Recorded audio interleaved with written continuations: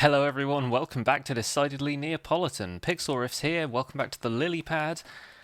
And today, before I go any further, I kind of need a way of getting off of the lily pad other than this, because I seem to just exit at all angles.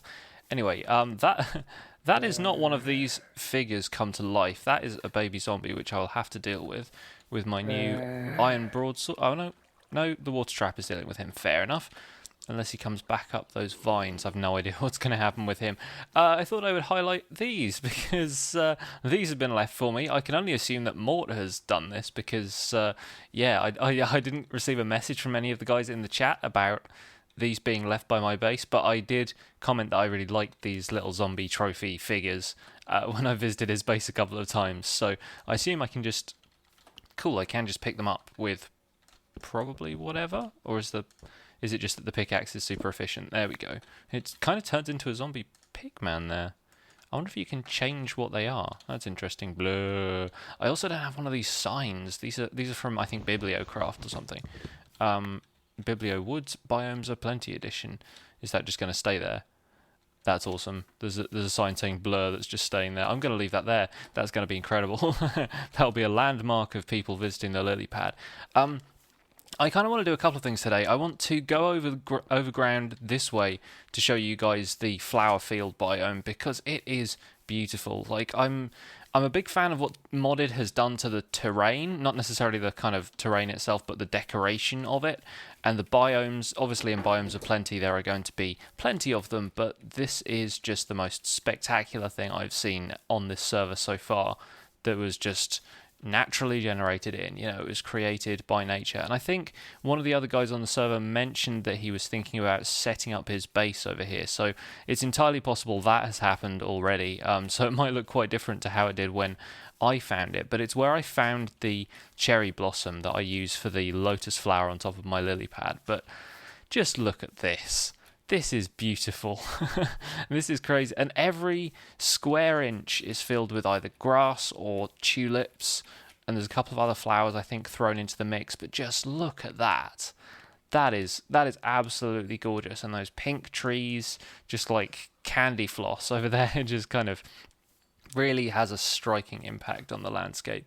There's a couple of berry bushes as well, which is kind of neat. And the occasional enormous mine shaft, and there's a couple of resources down there which I don't think I've checked out yet, so I might I might go and do that. Although if somebody is building their base over here, then maybe I should be nice and leave them. Bluebells, those are ones I haven't seen before. And then right at the head of the field, past all the grazing animals, an enormous oil slick.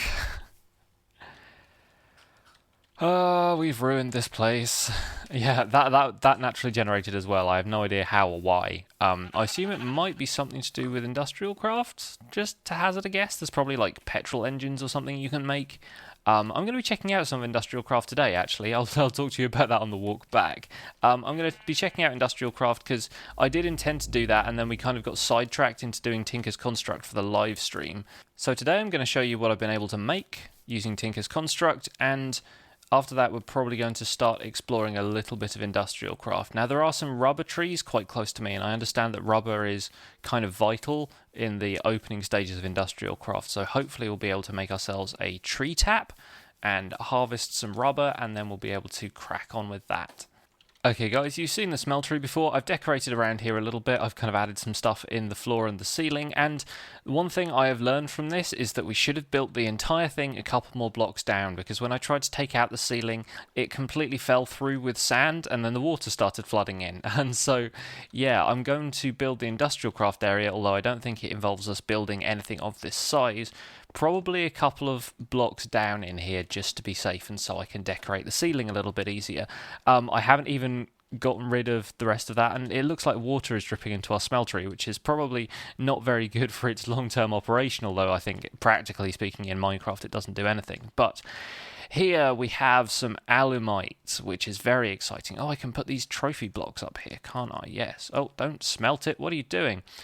I don't think these would smelt anyway, but I can put them around here. Where shall I put them? Let's put them at the entrance to our smeltery room. That's kind of cool. Not that it really means anything about this area, but it's kind of neat. I've been working on some decorations here. One of them is kind of stairs, one of them is wedges. I kind of like the stairs better, to be honest with you. Like, I was kind of stuck on wedges for a while, but I like the way the stairs look in terms of like a pillar structure, and this kind of outside bit just looks a little bit wonky to me. So yeah, I might change this out for a pillar. Anyway, have some alumite, and I've been looking around online just to see, like, to give myself a crash course in what tools are best to make, and I have come across this. This is Pendragon, I decided to name it. I'm not entirely sure why, but this is a slimy, writable, reinforced pickaxe with haste. So what I've done is I've given it a slimy tool rod, because apparently they last really long. I've given it a binding that was made of paper, so you could apply more attributes to it, and I've made the pickaxe head out of alumite, which is supposed to be the best material for mining outside of like cobalt, which you need to go to the nether for, and then get two alloys and to get two metals and then alloy them. And so it's got two modifiers left on it. I've added a diamond to give it an extra level of hardness and some more durability, and I've added redstone, which gives it haste, which increases the mining speed. So I haven't actually used this at all yet, so I want to hammer out this whole area with you on camera just to see exactly how fast this thing is, and it's pretty good for a pickaxe, right? That's not bad at all. I like that a lot. I reckon we're going to go a few blocks down here, and this is where our IndustrialCraft area will start. There'll be a couple of stairs down here. I do mean to do something about this staircase as well, so that looks a little bit unpretty for now, but we will deal with that. So I want to leave like at least one layer of stone between myself and the swamp, because yeah, right now we have a big swamp upstairs, and that is going to interfere with our IndustrialCraft room.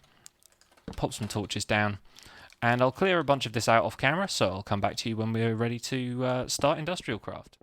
Okay, welcome back. I was labouring under a bit of a misapprehension there. The efficiency 3 diamond pickaxe I've got is actually faster than this, so I'd probably better save that until I can harvest cobalt and stuff, and then I don't know, if there are any attributes that you think I should add to this, please let me know in the comments, because I'm still totally new to Tinker's Construct, and I have 2 modifiers left on this pickaxe, so it's probably best that I use it for something. Anyway, right now we're going to start on IndustrialCraft, and I have in here a few planks which we can use to make a tree tap, and I'm pretty sure that's the formation they're supposed to be in, so let's run around here. I've got a crafting table set up over here, and we can make our first IndustrialCraft thing. Apart from this forge hammer, which I had from before. Okay, so this is a tree tap, and this is used to extract sticky resin or rubber or something from rubber trees, if I remember correctly. And those are the weird cigarette trees that I've passed a couple of times over here.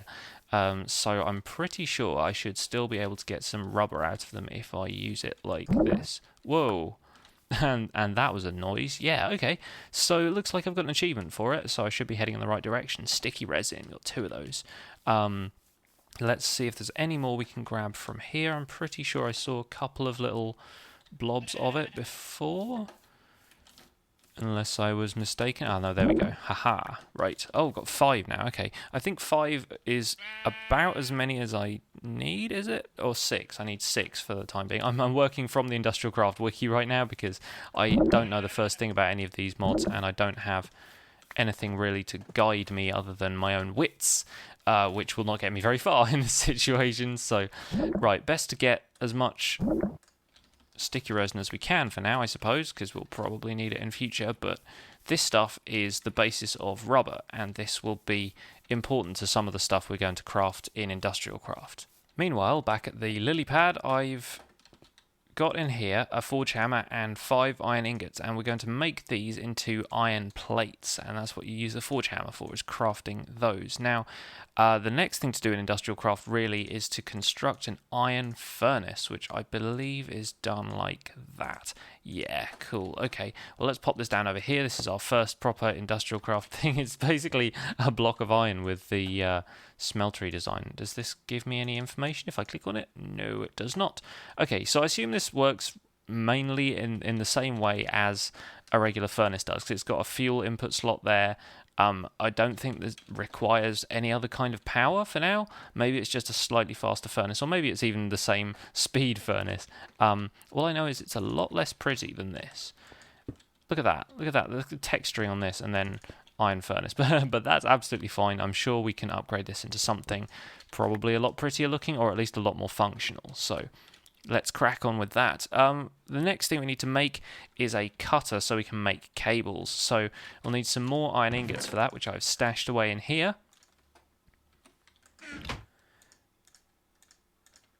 And flatten those into plates, and then I think we need a couple more iron ingots for like handles, and then you kind of place them in a formation like this. Great. Okay, so we've got a forge hammer and a cutter, which are our two IndustrialCraft tools for now.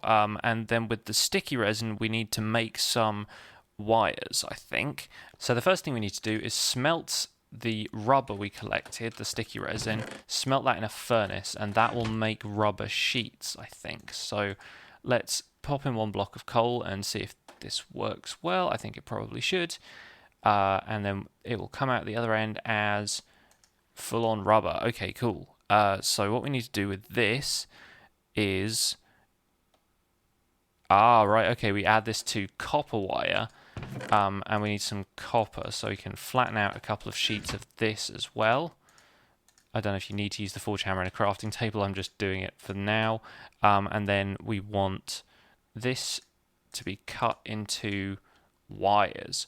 Right, okay. Oh, and we've got an achievement for that as well. Energy flow. Let's get some energy on the go, shall we? If we coat a wire in rubber, we get insulated copper cable. And is this something we can just place? It is. Okay, because I've seen stuff like this before. I've seen cables done like this in this kind of like cube, and then it turns into pipes as you make more of them. Amazing. That's very cool. Okay, right. We shall get started on this, and then I think the goal for today is probably going to be to make some kind of extractor or macerator or something like that, because I'm pretty sure that is the first stage, really, aside from this iron furnace thing. This is the first stage of IndustrialCraft, really, is getting a macerator or an extractor together. So I reckon we can work on that. Now let's make some more of these wires, because eventually we will need to have a bunch of power to all of these machines. So yeah, we better work on that. But I'm going to pop down this wire for now like this, because yeah, I just wanted to see how it fits together.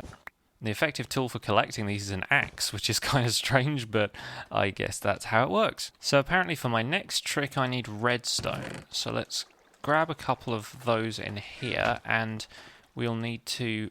Oh, yeah, I do need to do something about this staircase. I can trapdoor that off or something, maybe. Maybe even with those carpenter's trapdoors, so nobody will know it's there. Not that anybody comes down here or even cares, but I think the first thing we need to do is flatten out those into iron plates, because we're going to be making a machine block with those. And this one also needs to be flattened out, but this is going to form the center of our first electronic circuit. So that's going to be surrounded by these wires with redstone either side. And here we have an electronic circuit. Now this is going to be stored in here for later while we make a machine block out of iron plates. That's basic machine casing. Right, I'm going to have to try and remember all of this as I go. And the last thing we need is a bunch more tree taps, which I've stored in here for now. And this is going to be, if I've got the recipe right, an extractor.